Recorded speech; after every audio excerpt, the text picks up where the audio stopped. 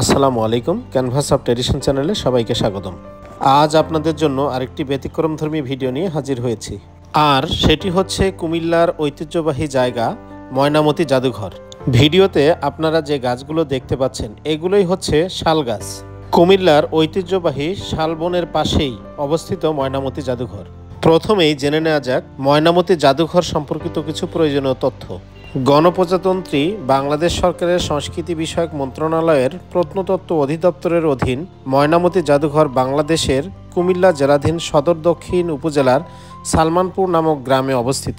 ঢাকা চট্টগ্রাম মহাসড়কস্থ কোটবাড়ি বিশ্বরোড নামক স্থান থেকে আঁকাবাঁকা সড়ক পথ ধরে আনুমানিক 3.5 কিলোমিটার দক্ষিণ দিকে গেলে হাতের বাম দিকে শালবন বিহার। এ বিহারের সাথে লাগোয়া দক্ষিণ পাশে ময়নামতি জাদুঘরের অবস্থান। 1965 সালে ময়নামতি জাদুঘর স্থাপন করা হয়, যা পরবর্তীতে 1971 সালে সম্প্রসারিত হয়। এটি ময়নামতি অঞ্চলের বিভিন্ন প্রত্নস্থল থেকে আবিষ্কৃত মূল্যবান নিদর্শন সংরক্ষণ ও প্রদর্শনের জন্য প্রতিষ্ঠিত। এ পর্যায়ে জেনে নেওয়া যাক ময়নামতি জাদুঘরের টিকিটের মূল্য। আমাদের দেশের প্রত্যেকটি নাগরিকের জন্য টিকিটের মূল্য হচ্ছে 30 টাকা। প্রাথমিক ও মাধ্যমিক বিদ্যালয়ের শিক্ষার্থীদের জন্য টিকিটের মূল্য হচ্ছে 5 টাকা। সার্কভুক্ত দেশের পর্যটকদের জন্য টিকিটের মূল্য হচ্ছে 200 টাকা।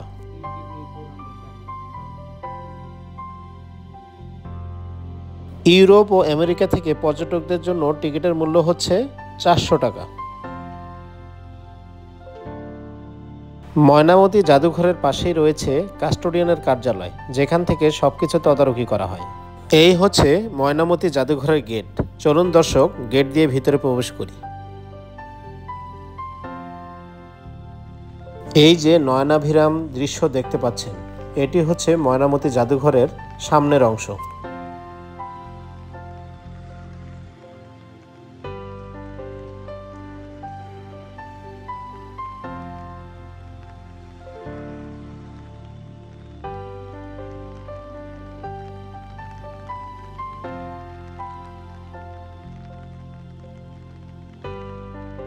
এই পর্যায়ে ময়নামতি জাদুঘরের ভিতরে প্রবেশের পালা।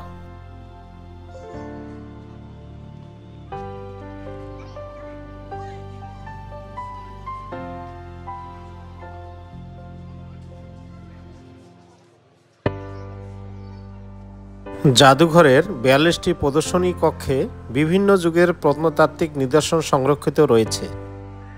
আপনারা দেখতে পাচ্ছেন ব্রোঞ্জ ও পাথরের মূর্তি, যেমন বুদ্ধ, বিষ্ণু, পার্বতী, গণেশ, সূর্য, হেরুকো ও বজ্রসত্ত্ব।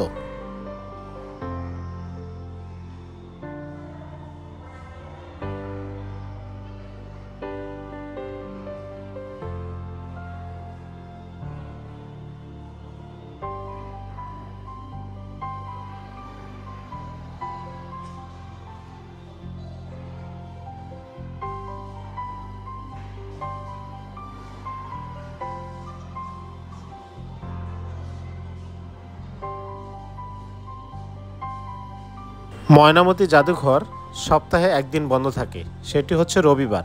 সপ্তাহের বাকি দিনগুলো দর্শনার্থীদের প্রচুর ভিড় থাকে।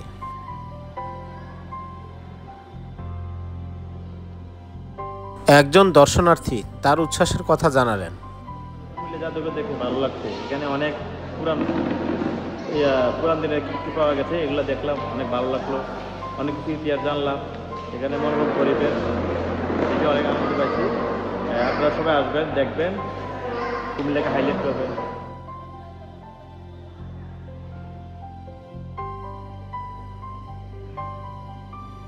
ঘুরতে ঘুরতে ব্রোঞ্জের তৈরি নটরাজ দেখতে পেলাম। নটরাজ হলো হিন্দু ধর্মের মহাদেব শিবের একটি বিশেষ রূপ, যা তাকে মহাকাব্যিক নৃত্যশিল্পী হিসেবে চিত্রিত করে। শব্দটি সংস্কৃতের নট অর্থাৎ নৃত্য এবং রাজ অর্থাৎ রাজা থেকে এসেছে, যার অর্থ নৃত্যের রাজা বা নৃত্যশিল্পের দেবতা।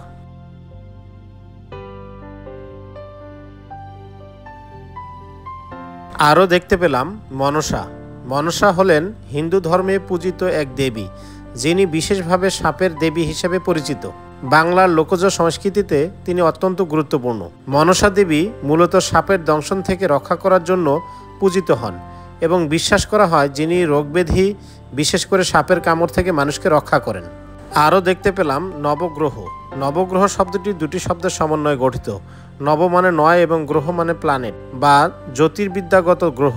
হিন্দু ধর্ম ও জ্যোতিষ শাস্ত্রে নবগ্রহ বলতে সূর্য, চন্দ্র এবং অন্য 7টি গুরুত্বপূর্ণ গ্রহ বা জ্যোতিষী শাস্ত্রীর দেহকে বোঝানো হয়, যেগুলো মানুষের জীবন ও ভাগ্যের উপর প্রভাব ফেলে বলে বিশ্বাস করা হয়।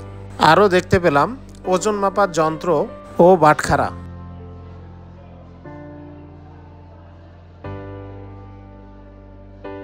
পাশেই দেখতে পেলাম পুঁথি। পুঁথি একটি ঐতিহ্যবাহী বাংলা সাহিত্যধারা, যা মূলত পদ্যের আকারে রচিত এবং গ্রামীণ অঞ্চলে মৌখিকভাবে আবৃত্ত করা হতো। পুঁথি সাহিত্য বাংলার লোকজ সঙ্গীতের একটি গুরুত্বপূর্ণ অংশ। এটি সাধারণত পালাগান, কাব্যগাথা, ধর্মীয় কাহিনী, প্রেম কাহিনী বা নীতিকথা হিসেবে পরিবেশিত হতো। আরও দেখতে পেলাম শিলালিপি। শিলালিপি শব্দটির অর্থ হলো পাথরে খোদাই করা লেখা। এটি সাধারণত প্রাচীন বা ঐতিহাসিক দলিল হিসেবে বিবেচিত হয় এবং কোনো শাসকের আদেশ, দানপত্র, বিজয়গাথা বা ধর্মীয় বার্তা বহন করে। ধাতু, পাথর, মাটি বা অন্য কঠিন পদার্থে খোদাই করা হয় এই শিলালিপি। আগেই বলেছি, ময়নামতি জাদুঘরে দর্শনার্থীর আনাগোনা প্রচুর থাকে। আরও দেখতে পাচ্ছি প্রাচীন যুগের বিভিন্ন রকমের পাথরের ফলক।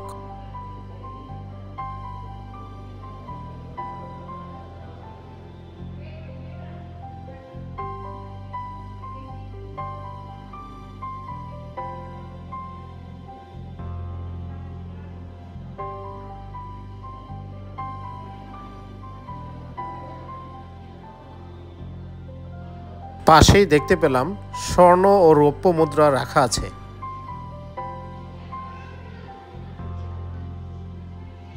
একজন ক্ষুদে দর্শনার্থীর সাথে কথা হলো। আমি এই ময়নামতি জাদুঘর ঘুরে অনেক আনন্দ পেয়েছি। এখানে আমি বিভিন্ন পুরাতন বস্তু দেখেছি। এখানে ঘুরে আমার অনেক ভালো লেগেছে। এখানে অনেক পুরাতন জিনিস আছে, রাজাদের তলোয়ার, রাজাদের ব্যবহারের সামগ্রী আছে। আমার এখানে ঘুরে অনেক ভালো লেগেছে। আরও দেখতে পাচ্ছি বিভিন্ন রকমের ধাতব মুদ্রা সাজানো রয়েছে।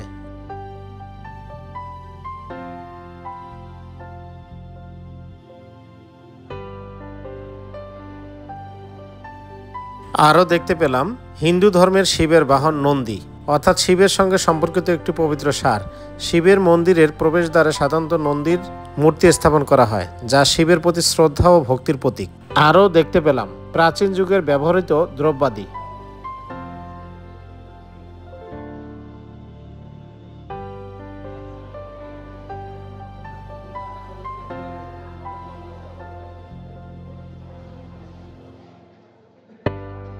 দেখতে পাচ্ছি বিভিন্ন আকারের মটকা।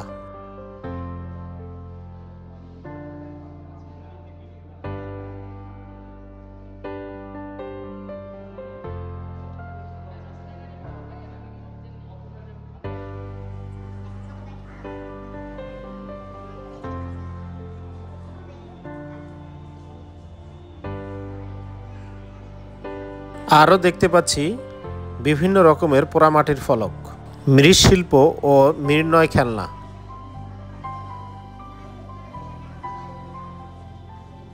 সেই সময়কার মাটির তৈরি সঞ্চয়পত্র দেখতে পাচ্ছি।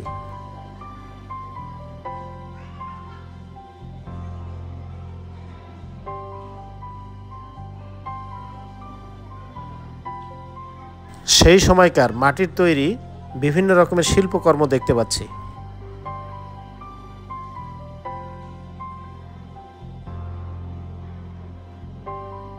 আরও দেখতে পাচ্ছি মাটির তৈরি বিভিন্ন রকমের ফুল তৈরি করা হয়েছে।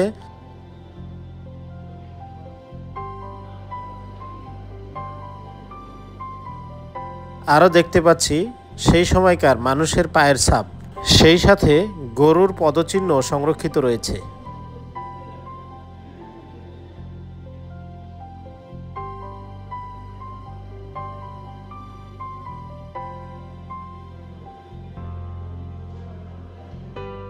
সেই সময়ে পোড়া মাটি দিয়ে বিভিন্ন পশু পাখির শিল্পকর্ম ফুটিয়ে তোলা হয়েছে, যা এখনও সংরক্ষিত রয়েছে।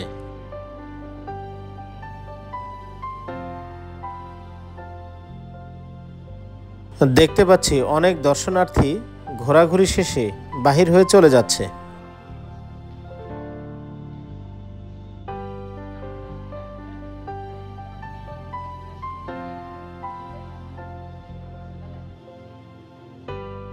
জাদুঘরের ভিতরে কোটালি মোড়ার অনেক বড় এক অবয়ব দেখতে পাচ্ছি।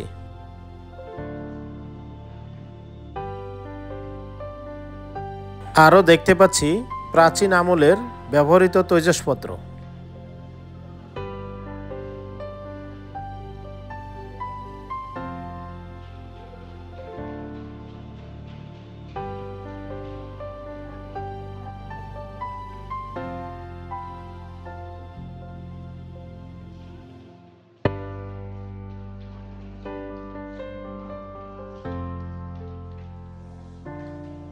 সেই সময়কার ব্যবহৃত শিল ও নোড়া।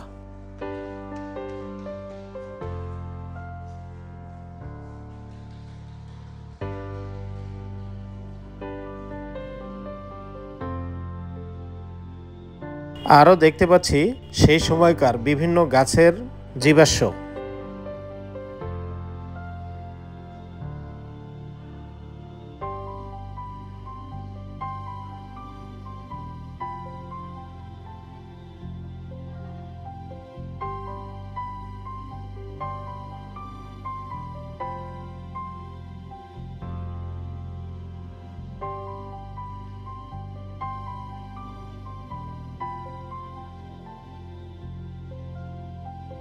আরও দেখতে পাচ্ছি সেই সময়কার মানুষের হাড়।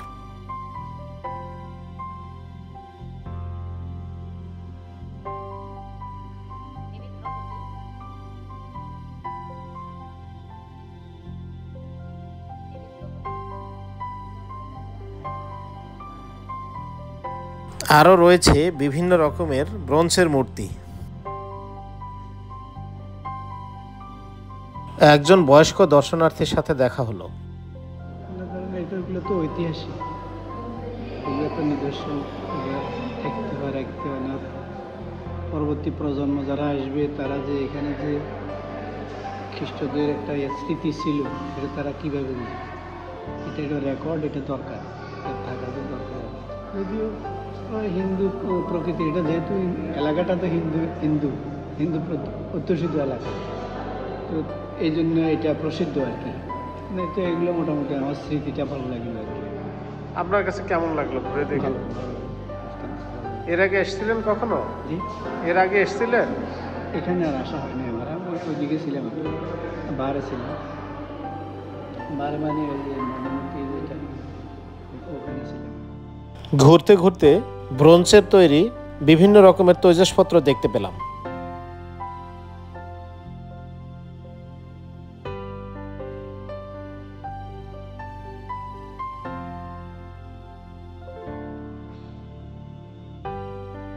প্রাচীন যুগের কৃষিকাজের বিভিন্ন যন্ত্রপাতি দেখতে পেলাম।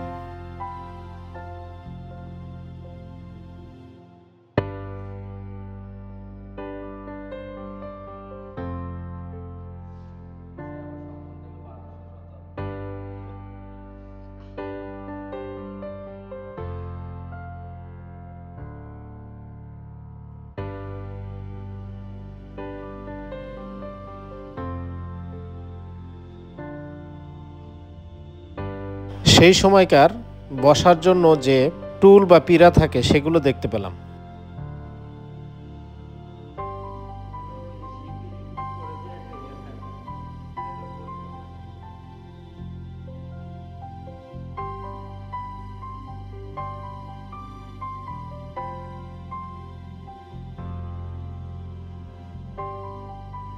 ময়নামতি জাদুঘরে প্রাচীন যুগের প্রায় ৩৭০ কেজি ওজনের একটি বিশাল ব্রোঞ্জের ঘণ্টা সংরক্ষিত রয়েছে, যা একে একটি উল্লেখযোগ্য নিদর্শন হিসেবে তুলে ধরে।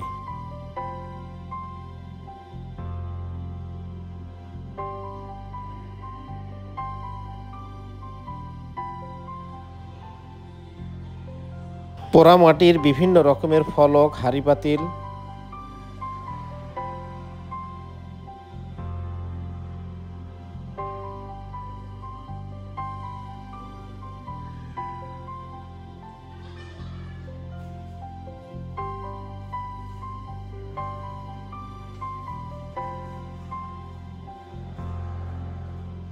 আরও দেখতে পাচ্ছেন বিভিন্ন রকমের পুঁথির মালা, চুড়ি ও আংটি।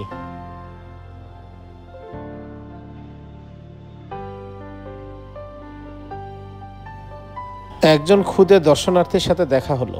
সে বলল এটি একটি শিক্ষণীয় বিষয়। আমরা এই জাদুঘরে এসে অনেক আনন্দিত হলাম। এখানে অনেক শিক্ষামূলক নিদর্শন রয়েছে। এই শিক্ষামূলক নিদর্শনে আমরা এগুলো দিয়ে অনেক শিক্ষা পেলাম। এগুলো আগে প্রাচীনকালের অনেক নিদর্শন। এখানে আমরা শিলালিপি, পাণ্ডুলিপি, পুঁথি ইত্যাদি দেখলাম। কপি। তোমার কেমন লাগলো? এটা দেখে আমার অনেক সুন্দর লাগলো। এটা দিয়ে আমি অনেক শিক্ষা পেলাম। এখন যা দেখতে পাচ্ছেন এগুলো হচ্ছে জাদুঘরের পিছনের অংশ। কি সুন্দরভাবে সাজানো রয়েছে।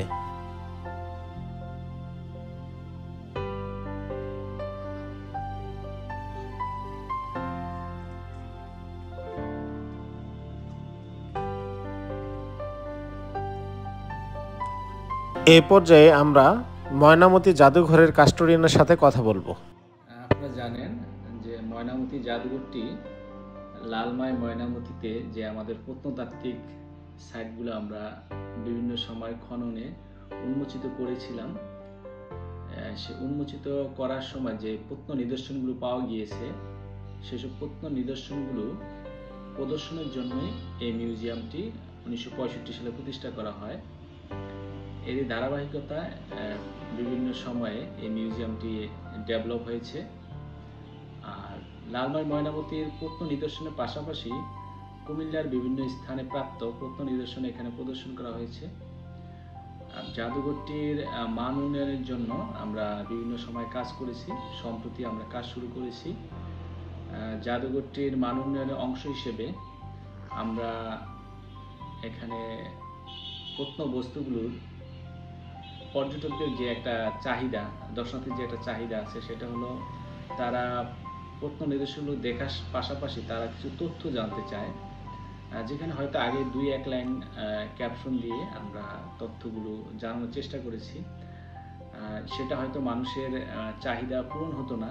তার প্রেক্ষিতে আমরা মানুষের আরও চাহিদা পূরণের জন্য তথ্যবহুল করে এবং থিমেটিক, যেটাকে আমরা বলি বিষয়ভিত্তিক, বিন্যস্ত করে জাদুঘরের প্রদর্শনী সাজাতে শুরু করেছি। ইতিমধ্যে কিছু কাজ শুরু করেছি। আর এর মধ্যে আমরা যে থিমেটিক সাজানোর পাশাপাশি যে তথ্যগুলো অ্যাড করেছি, যেমন মানুষের প্রতিটা বস্তুর পিছনের গল্প জানতে চায়, ইতিহাস জানতে চায়, বা সাংস্কৃতিক মূল্য, বা এটা অতীতে মানুষ কোন কাজে ব্যবহার করত, এসব তথ্যগুলো আমরা মোটামুটি ইংরেজি বাংলা পাশাপাশি দেওয়ার চেষ্টা করেছি। এবং অলরেডি কিছু শোকেসে আমরা এভাবে সাজিয়েছি। ধারাবাহিকভাবে আমরা পুরোটা মিউজিয়াম থিমেটিকভাবে সাজানোর কাজটা আমরা সম্পূর্ণ। আজকের মতো এখানেই বিদায় নিচ্ছি। নতুন কোনো ভিডিও দেখার আমন্ত্রণ রইল। সেই সাথে ভিডিওটি কেমন লাগলো কমেন্টে জানাতে ভুলবেন না।